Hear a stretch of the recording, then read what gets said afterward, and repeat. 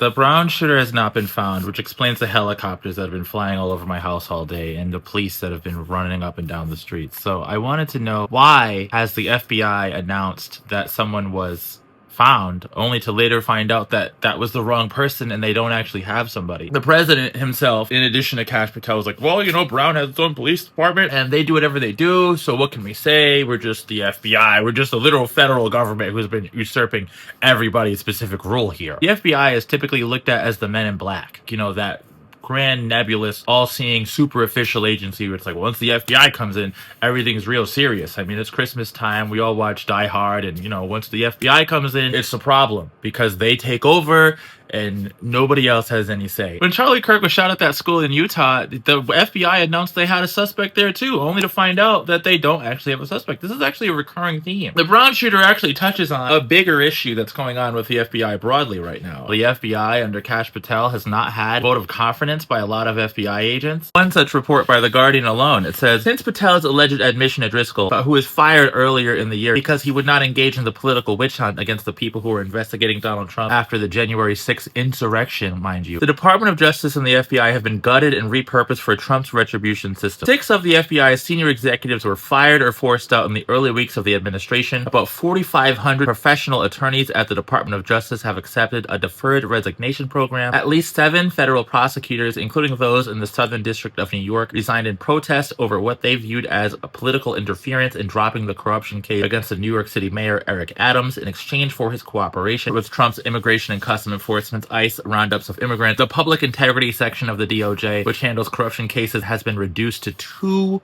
attorneys. The Civil Rights Division has been decimated. 70% of its staff has left. 1/3 of senior leaders at the DOJ have quit. The section enforcing environmental law has lost half its leadership, and that's just those brief cases. Several senior-ranking FBI officials have been let go. Several investigations have been shut down, and people have been repurposed all over the Department of Justice, but especially at the FBI. In addition to Kash Patel, the FBI director using the FBI for his personal reasons, photo shoots with certain vests on, for making sure his girlfriend has SWAT team protection, flying all over the country for personal reasons. It's been an erosion of the quality of the FBI. It kind of goes at the heart of yet another issue of incompetence because of political expediency. And we can see the consequences of that. Public safety is not exactly what it used to be.